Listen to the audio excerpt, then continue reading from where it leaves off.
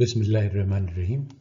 In this talk, I will explain how genuine Islamic financial institutions would differ from the kind of copies of capitalist institutions that we see around the world today. To get further detailed information, please join my Islamic economics email list at the address listed on the slide.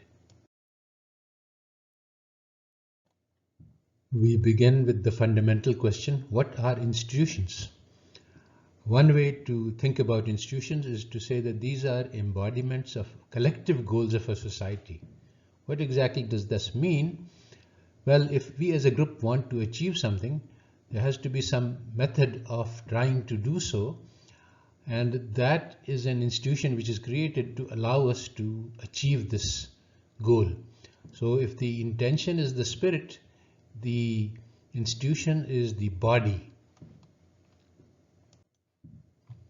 So what is the spirit of a capitalist society? This has been stated by Weber that the spirit of capitalism is the pursuit of wealth for its own sake, to the point of being irrational, because it's not rational to pursue wealth except as a means to getting the benefits that it provides.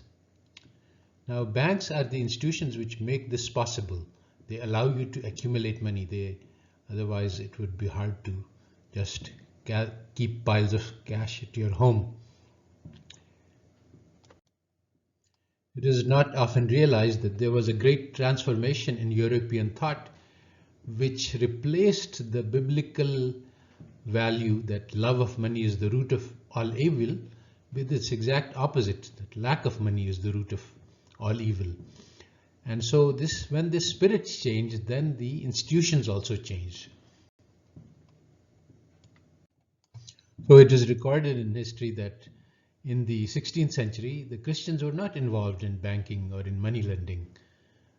But for a number of historical reasons, this gradually changed, and the influence of religion declined and the spirit of the secular society became popular.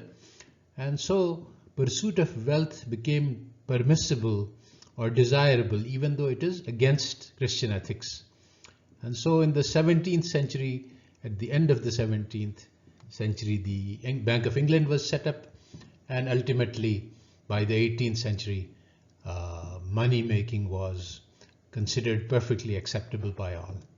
In contrast to this spirit of collecting wealth, the spirit of an Islamic society is generosity. In the Quran, the mention of giving away your wealth in terms of what is beyond your needs, give it to others, is widespread. When somebody came with a lot of wealth he had earned from Khaybar, the Prophet ﷺ gave him the advice to set up a waqf so that the spending from this waqf will go on forever and go on till the day of judgment, and will give you the rewards until the day of judgment. So goal is not to accumulate wealth of this world, but to accumulate the reward of the akhirah.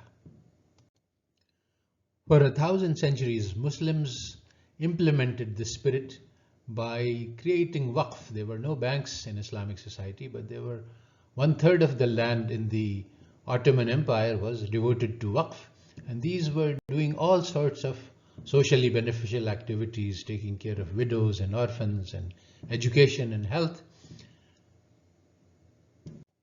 So the central question which differentiates an Islamic society from a capitalist society is, what do you do with excess wealth? In a capitalist society, you just make more and more. If you have 1 million, you make it 1 billion, and if you have 1 billion, you make it 1 trillion. But in an Islamic society, we are supposed to use the wealth that is beyond our needs to help serve the needs of others. And so the central financial institution of a capitalist society is the bank, but the central financial institution of Islamic society is the waqf. So what would genuine Islamic institutions look like? Well, in the paper under discussion, I have discussed that we need to at least divide this into two parts. One is a Darul Amana, where money is kept as an amana, as a deposit, which will be returned, and this will not do any investing. The other is a investment bank in which people who want to go into business and participate in the risks and earn the profits, they are going to put their money in, and they are going to profit from the earnings of the business which is using this capital. There is no rentier class, that is, people who earn money on money without doing any productive contribution to society. So some of the key takeaways here are that loans are meant only for social purpose, to give to the needy as charity. They are never meant for business purpose. Money which is used for business purposes is treated in very different matters, in forms. There is musharka, mudarba, many other forms of cooperation. But the critical issue is that this money is subject to the risks of business. And it is used in services. So if we want to set up banks, we have to have special purpose banks which provide services. So this ends a brief description of the paper, which is provided in detail in the link given on this page, which provides the academic article, a briefer summary, a Turkish translation, and English and Urdu video on this topic. So some other work of mine which is related to the topic at hand, there is a new vision for Islamic banks in which I spell out more clearly what an Islamic bank could do, and basically which is motivated by public service rather than earning of private profits. Moving beyond the banks to the picture of the economy as a whole, I have a paper on Islamic monetary policy which explains that since money is a public good, it has to be used for the public interest. And I also explain in a separate set of slides that if we want to create an Islamic economy, much more is involved than just setting the interest rate to zero. An Islamic economy is just, it provides equal opportunities for education, it provides productive contribution for everyone in the society, it enables that. And so these issues are discussed in the second video.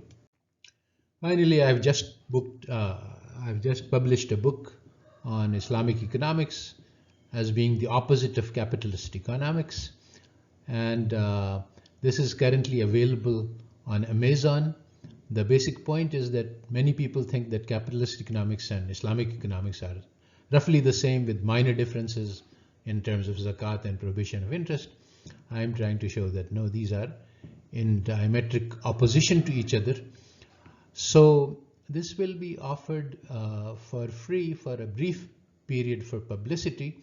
And if you want to be notified, please join my email list, which is linked on this page.